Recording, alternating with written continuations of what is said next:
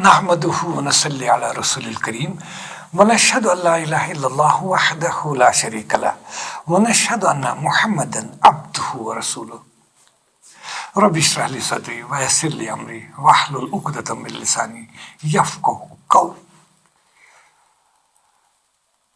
Respected viewers and listeners, Assalamu alaikum wa rahmatullahi wa barakatuh. Today we continue our Quranic understanding program. We shall try to read few more verses from chapter number 2, that's Al-Baqarah, starting from verse number 210. Verse number 210 of Surah Al-Baqarah. A'udhu billahi minash shaitanir rajim. Bismillahir rahmanir rahim. In the name of Allah, the most compassionate, the most merciful. Hal yanzuruna? Are they waiting? Illa an yatihumullah, that only for this that Allah should come to them. Fi zulalim min al-ghamam, in the canopy of clouds. Wal malaika, and together with angels. Wa qudil amr, and the matter is decided. Wa ilallahi turja'ul umur, whereas all matters finally return to Him, Allah. Sal bani Israel, ask children of Israel, kam atayna min ayatin bayina. How many clear messages and clear signs we send to them. وَمَنْ يُبَدِلْ نِعْمَةَ اللَّهِ, and ask them, that whoever exchange the favors of Allah, min ba'di ma ja'atu, after they come to Him, فَإِنَّ اللَّهَ شَدِيدُ الْعِقَابِ, then فَإِنَّ اللَّهَ شَدِيدُ الْعِقَابِ, then certainly Allah is severe in punishment too. زُيْنَ لِلَّذِينَ كَفَرُوا الْحَيَاةُ الدُّنْيَا, life of this world is pleasing and alluring for disbelievers. وَيَسْخَرُونَ مِنَ الَّذِينَ آمَنُوا, and they mock or ridicule, they scoff at the believers. وَالَّذِينَ اتَّقَوْا, but those who believe or true believe, وَالَّذِينَ اتَّقَوْا, truly pious people, فَوْقَهُمْ يَوْمَ الْقِيَامَةِ, they will be holding higher ranks on the day of judgment. وَاللَّهُ يَرْزُقُ مَن يَشَاءُ, and Allah grants sustenance and provisions. Mayasha, whom He wills, bigari hisab, without any account. Kana nasu ummatan wahida, whole humanity was but a single community on a single path. Fabasallahu nabiyyin, then Allah sent His prophets, mubashirina, as bearers of glad tidings, wamunzirina, and as warners. وَأَنزَلَ مَعَهُمُ الْكِتَابَ, and He sent together with them book also. بِالْحَقِّ, with truth. لِيَحْكُمَ بَيْنَ النَّاسِ, to judge between people, فِيمَا اخْتَلَفُوا فِيهِ, in the matters in which they used to differ. وَمَا اخْتَلَفَ فِيهِ, but none differ therein. إِلَّا الَّذِينَ أُوتُوا, except those who were given those books. مِنْ بَعْدِ مَا جَاءَتْهُمْ بَيِّنَاتٍ, even after true and clear messages had come to them. Bagyam bainahum, this difference was simply due to jealousy and animosity.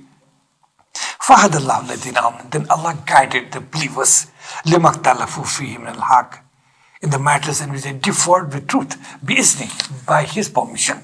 Wallahu yahdi man yasha, and Allah guides man yasha, who wills to be guided, ila siratin mustaqim, towards a straight path. Am hasibtum, do you think, O believers, an tadkhul jannah, that you shall enter the paradise or the gardens of paradise? وَلَمَا يَأْتِكُمْ مَثَلُ الَّذِينَ خَلَوْا مِن قَبْلِكُمْ, when that has not come to you, and you have not faced the situation which was faced by the people before you. مَسَّتْهُمُ الْبَأْسَ وَالضَّرَّاءُ, they were encountered with sufferings and adversities. But زُلْزِلُوا, and they were shaken. حَتَّى يَقُولَ الرَّسُولُ وَالَّذِينَ آمَنُوا, until the messenger of the time, and together with him the believers, started crying and pleading, "Oh Allah, mata nasrullah, when is Allah's help going to come?" Allah, but they were told, need not to worry, inna nasrullahi kareem, surely Allah's help is near. Sadaqallahul Azim. These are the few verses we are trying to study today, starting from verse number 210. This was when Prophet, peace be upon him, used to invite people of other faiths to the fold of Islam, to the true faith, the Sirat al-Mustaqim, belief in one God, belief in the prophethood, and belief in the last messenger, and belief in all the revelations which had come before, and belief in the final testament, final revelation, that's Quran, and in the life hereafter, of course. People would mock at him. They would ridicule. They would laugh at him. They would scoff. And sometimes, out of that arrogance, when they had no argument against the prophetic deliverances, they had no argument. How could they counter the prophetic words? Because that was based on truth and honesty. Belief in one God as creator, nourisher, and sustainer, and cherisher.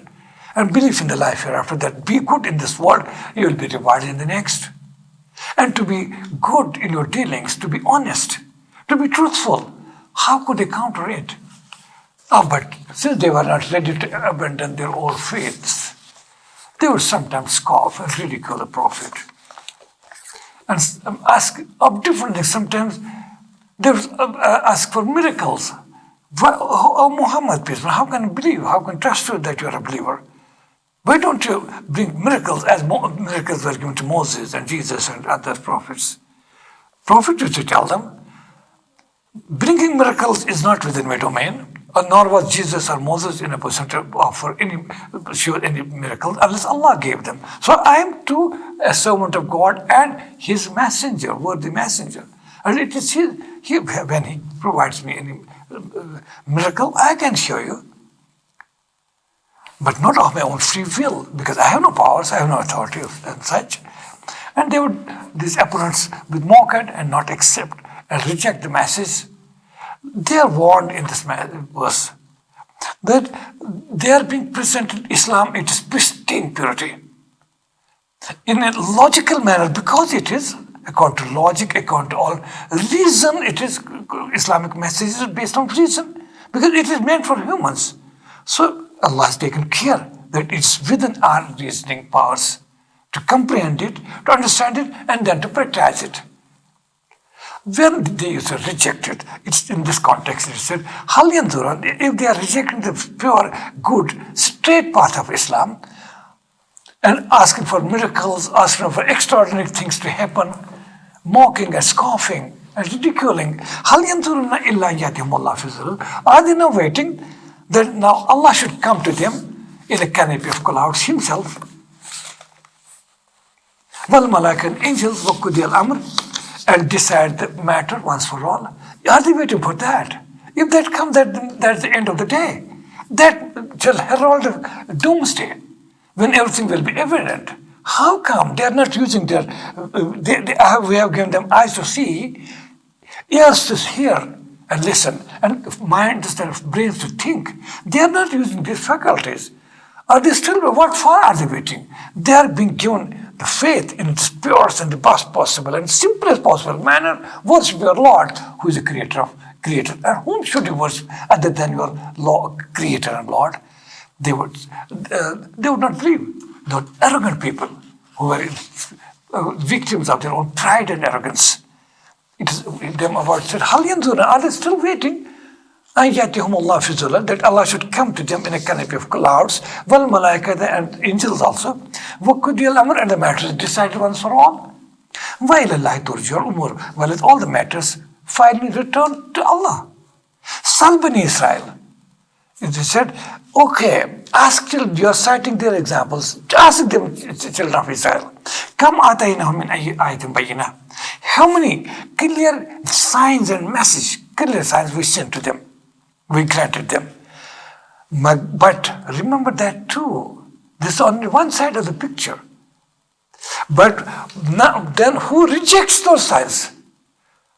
Nobody can save him total destruction and annihilation and divine punishment. So are they waiting for that? When clear messages have come to them in the best possible manner through Prophet Muhammad, peace upon him, Sal Bani Israel, ask the children of Israel, Kam atayna min ayatin bayyinah. Come, how many clear messages, clear signs we provide them, we bestow them upon them.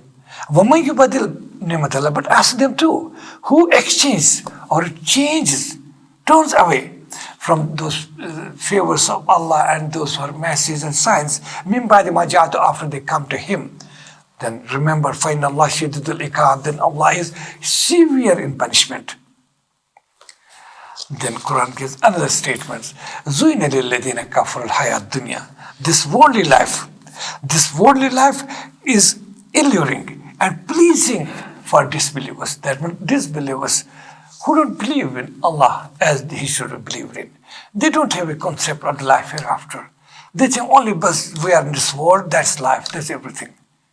We have to live here, we live here, we die here, we'll be reduced to ashes or reduced to dust.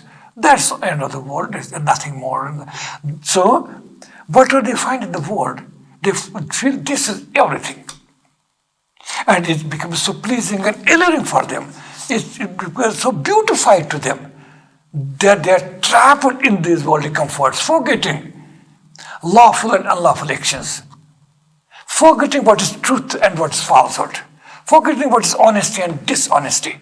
They forget what is moral and what is immoral because they said there's no accountability. Nobody is going to put us to account. Nobody is going to take us to task. Nobody is going to ask us what we did in this world. So they are totally involved in this world because they feel this world is in everything, nothing beyond this. No accountability, no reward, no punishment in the hereafter. So that's it. زُيْنَ لِلَّذِينَ كَفَرُوا الْحَيَاةُ الدُّنْيَا. This worldly life is pleasing and alluring and beautified for the disbelievers, that means who do not believe in the life hereafter, the accountability of the day and reward and punishment of the day. This life becomes beautified to them, alluring and pleasing to them. And وَيَسْخَرُونَ مِنَ الَّذِينَ آمَنُوا. And what they do, they mock at, they scoff at believers. Then that means when believers adopt the path of morality, they don't indulge in immoralities here and there. They are also always truthful. They do only good. They don't indulge in corrupt means. They don't indulge in corruption, no mischief. They are truthful. That means maybe for the time being or for some time, they may want to suffer because a person indulging in all unlawful, illegal, corrupt means may accumulate some kind of wealth and create some comfort for him, while as a true believer who doesn't believe in corruption, who cannot even think of that, corrupt practices, may not get such comforts as. So what these worldly people, to whom worldly life has become pleasing and alluring and beautified, they mock at these believers, as if they are fools. As we see today in our offices, in our practical life, if an honest person, an honest man is within that such corrupt people who are amassing wealth and this with all corrupt means at their disposal, what they can do? They indulge in immoralities, extra premarital sexual relations, and accumulating wealth here and there, lawful and unlawful means. And there's an honest person. He's also asked, he said, no, sorry man, I'm not for it because I fear Allah. Allah is wage. I'm getting wages for my work. So why should I indulge in unfair means? He's looked down upon. Everybody laughs at him. He's a fool. See these people, how they have created their big houses, their residences. They buy every month a car, a luxury car for them, and their future of the children is secure. They have made the future of the children secure. By what? By all the corrupt means. They mock at an honest person. Of course, honest person may have to that way suffer, but God is with him. He'll take care of him. That's why Quran said, Allah will help him. And such pious and righteous people will be on high ranks on the day of judgment. This worldly life is for a few days, few years. Nobody knows when he's going to die. We might die just now while sitting in this chair or on this table. I may die here just now. Or my death may be prolonged by a year or 10 years. But I have to die. But what about the next life? Which is eternal life. There's no end to that. That's infinite period of time, that life. So if at the cost of just few illegal, illegitimate, corrupt comforts, if I get the benefits of eternal life, that's the best transaction. A true believer has faith in that. That is true piety. That's highlighted in this. زُيْنَ لِلَّذِينَ كَفَرُوا الْحَيَاةُ الدُّنْيَا. This worldly life has become alluring, beautified, pleasing for disbelievers. وَيَسْخَرُونَ مِنَ الَّذِينَ آمَنُوا, and they scoff, they mock at, they ridicule the believers. But the fact is, وَالَّذِينَ اتَّقَوْا فَوْقَهُمْ يَوْمَ الْقِيَامَةِ, but those who are pious and righteous and adopt honest means in this world, فَوْقَهُمْ يَوْمَ الْقِيَامَةِ, on the day of judgment, they will be holding high ranks over them. That they means they will be highest attainers. They will be the most successful. Allah will be pleased with them. They will be offered all the comforts of that eternal life in the gardens of paradise. Anything they would like to. That time, these disbelievers adopted all corrupt and mischievous means shall be suffering and then feeling sorry for their actions in the worldly life, because they will feel that worldly life was just for a day or so, as Quran puts it, when they will be asked on the day, how long were you in this world? That's the present world. They'll say, what we feel in comparison to this world, eternal world. We feel we were in that world just for a day or a part of the day. The world will appear just a part of the day, for which he sacrifices all norms of honesty, truthfulness, and morality. He sacrifices everything. That world will appear to him, world live, just a day or a part of day. Wallahu yarzuqu man yasha bighairi hisab. And Allah grants sustenance, provisions in this world without any account. That means these worldly provisions are not distributed under divine plan on the basis of faith and faithlessness. These worldly benefits are distributed irrespective of faith and not being faithful. It's not on that. Belief or disbelief is nothing like that. Then Quran has a great statement ahead. Kana nas ummatan wahida. Whole humanity was but a single community, that means on the same path. What was that path? Path of believing in one God and worshipping one God. It is Islamic concept of this humanity, origin of this humanity. This is in contrast to what we are made to believe, according to so-called archaeological and historical discoveries and discourses, that to start with, men used to live in caves, they are primitive, they were like in between ape and man, Australopithecus, Dramapithecus, Pithecanthropus, Pithecanthropus, like that. Then this finally evolved and became civilized. Then came the concept of one God. To begin with, that those primitive people used to worship all gods. There was polytheism around. Anything which would frighten them, they would make him a god. Whether it was lightning or thunder or some earthquake or fire, or some other any trouble, it started with that religion. This world starts with that polytheism, which finally, by and by, gradually evolved in monotheism, and then concept of one God came up. This is what we're made to believe today, according to modern discoveries and modern so-called sciences. But Quran says it's nothing doing. First man on earth was Adam. What was Adam? He was first man on earth. He was the first Muslim. That means he was a total worshipper of one God. And number three, he was the first messenger of God. And we know from Quran, we have read that in verses from 30 to 39, when creation of Adam and Eve was discussed. That when Adam and Eve were asked, okay, you kulna habitu minha jamia. Now go down to earth. They have to live on earth now. Okay. From the garden, they were sent to this earth. What was they were told? That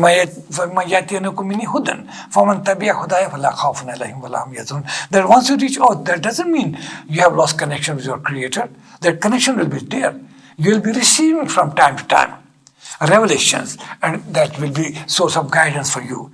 And you have to convey this message to your offsprings. You will get soon, you will be having offsprings, children, grandchildren, and human population is going to increase. And you will be a first messenger to them. You have to convey, you will receive divine revelation, and you have to convey to them.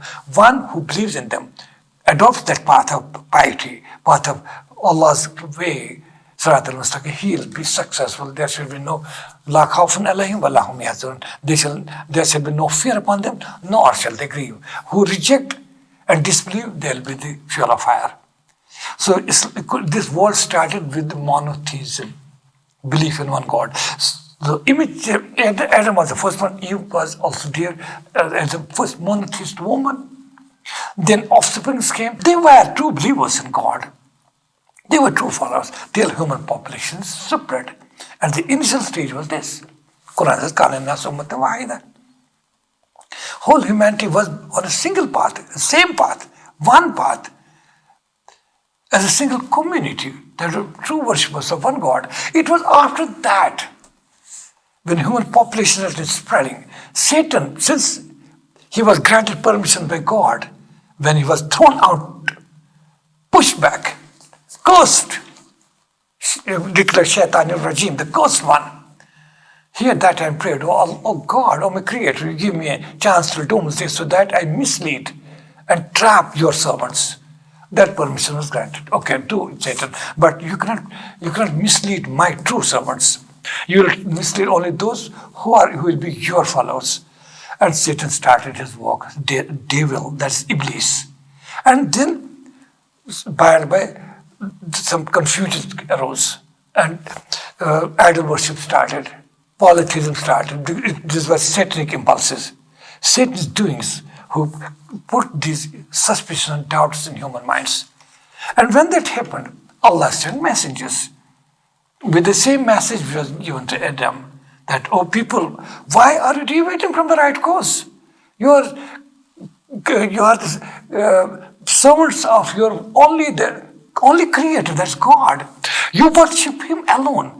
Why are you falling prey to satanic traps? You're trapped in Satan's impulses and suspicions and doubts. Come back. So the prophets started coming to this world. They used to give glad tidings, good news to those who followed that course, that right course, and they used to warn. They were warners for those who rejected their message, because they used to warn them, okay, if you don't accept our faith, that's your problem now. We had to convey, we did our job. Now be ready for ultimate and total disaster in the next world. That's fire of hell. That's what is mentioned in this verse. Kana nasu ummatan wahida. All people, whole humanity was but a single community on the same path. This path of one belief in one God and worshipping Him alone. Then after some time, there's certain divisions and subdivisions by satanic works, devilish forces, they started doing it. Then Allah was kind enough. فَبَاسَ Nabi, so you have to fill a pause here, a blank in between here. فَبَاسَ Nabiyyina. Then Allah sent prophets, mubashirina wa munzirina, who were, for some they were bearers of glad tidings, for true believers, wa munzirina, and they were warners also. وَأَنزَلَ مَعَهُمُ الْكِتَابَ, and with them He sent the book. That's based on revelations for the guidance of humans. He sent the books for them from time to time. بِالْحَقِّ, with truth. لِيَحْكُمَ بَيْنَ النَّاسِ فِي مَا اخْتَلَفُوا فِيهِ, so that through this book they may judge between people in the matters in which they used to differ. That was the job of the prophets and the revelations they received. But Quran says, وَمَا اخْتَلَفَ فِيهِ, but they didn't differ then. That means if they differed, the reason was not that they had not received the message through prophets or through revelations. That was not true. That difference was simply due to their mutual jealousy, animosity, and arrogance. That's what Quran says. وَمَا اخْتَلَفَ فِيهِ, they didn't differ therein. No, none differed therein. إِلَّا الَّذِينَ أُوتُوهُ, except those who were given the book. مِنْ بَعْدِ مَا جَاءَتْهُمُ الْبَيِّنَاتُ, even after true guidance and clear message had come to them. بَغْيًا بَيْنَهُمْ, those differences and disputed, it was simply on the basis of mutual jealousy, animosity, and arrogance. That's the meaning of Bhagyam. Then Quran says, فَهَدَ اللَّهُ الَّذِينَ آمَنُوا, then Allah at different junctures of history guided the believers, those who truly believed in the prophets of the time. Allah guided them. لِمَا اخْتَلَفُوا فِيهِ, in which they found some difference or some confusion, Allah used to guide them through revelations, through the messengers, by His will. وَاللَّهُ يَهْدِي مَن يَشَاءُ, because Allah guides. Allah guides مَن يَشَاءُ, who wills to be guided. إِلَى صِرَاطٍ مُسْتَقِيمٍ, towards the straight path. Allah guides whom He wills. This is one meaning. Allah guides whom Allah wills. And مَن يَشَاء, as translated by great one of the all-time great commenters, 20th century, that's Muhammad Asad, in Message of Quran. He translates Man Yasha as who wills to be guided, ila siratal mustaqim, towards the straight path. Then Quran makes believers understand, as I told you once before, that to attain success, you have to work hard. You have to sometimes abandon genuine comforts or genuine conveniences, because you have to qualify an exam, because you have to attain a high level. If it's a competitive examination like administrative examination on country level, you have to exert accordingly. If some exam is on international level, that means you are going to become an international personality. Examination is tough. You have to face some hardships. You have to keep yourself away from genuine luxuries and comforts and your engagements. And once you qualify, then you have to celebrate and all the comforts for all times to come, because you have attained that level. To attain failure, you need not to do anything. A person who would not like to qualify, that means he is at liberty to do anything, whatever suits him, right or wrong, good or bad, here and there, wandering and all. But for failure, you need not to put any effort. But effort is to put a genuine and dedicated effort is for success. And the best exam is the exam of Day of Judgment. And best attainment is comforts and bliss for all times to come. That's in the life hereafter. That's the best exam and best results and best position.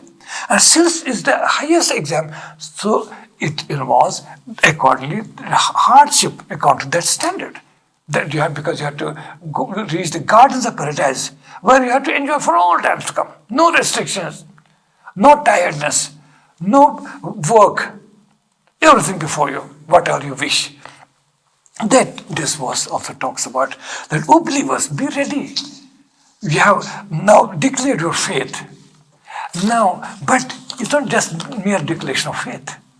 It's not just you have filled the form in the examination, as we tell a student, okay, you have filled an exam for your IES examination, or you have put your form for USMLE or some other international course.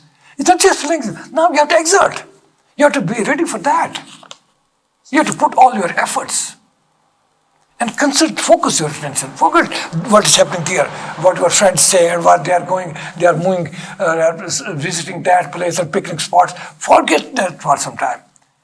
That's what the Quran says. Oh believers, do you think that you will enter the gardens of paradise and attain the highest level of success? When those things have not come to you as yet, which happened to the people who were before you. That before you were believers who believed in their prophets of their time, and how efforts they put, how hardships they had to face, and then they qualified for success. As we tell some student, okay, now you have filled the form for IES course, international or national entrance course. Take lessons from those who have already qualified. How much effort they put. And they had to keep themselves away from apparent comforts and luxuries and all that. You have to do that. Then only you'll qualify. It's the same. I'm just trying to make big phenomena explained through simple and ordinary examples. Otherwise, there's no comparison to the examination of the life hereafter. No comparison between success of that world or any attainment of this world. It cannot be compared. It's just to make things understand. Oh true believers who have professed their faith. Do you think that you will enter the gardens of paradise? When nothing has not come to you, what was faced by the people before you. They encountered sufferings and adversities. They had to suffer poverty and hardships. They were shaken by enemies, by the worldly things, rulers. The time came to them that even messenger of the time, and with his band of believers, they started praying, oh God, we are finished. We are almost done. Now we seek help. When is your help? You have promised your help. Oh Allah, help us. They reached that level. And that made them the success. And then they qualified for Jannah, God's paradise. Then, Masathul Basa, they were subject to sufferings. Basa, when adversities like poverty and hardships, they were shaken.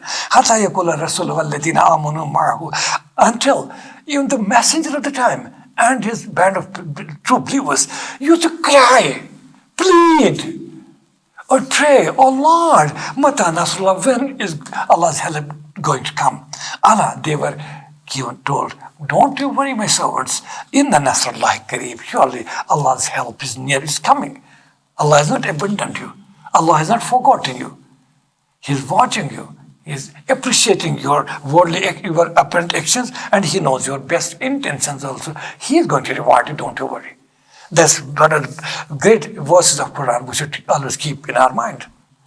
Inshallah, next verse, that's verse number 215 onwards, we shall read. Inshallah, try to understand next time, tomorrow, God willing. Please be good, be in a joyous mood, enjoy reading Quran, and try to derive lessons from every day, whatever we read. Any few verses, we read few verses. We should not read it just for academic interest, just to increase our knowledge or information. The Quran is not for that. Every day we read few verses of Quran. At the end of the day, we should think, what guidance was for me in these verses which we studied today? That's the best way. Assalamu alaikum wa rahmatullahi wa barakatuh.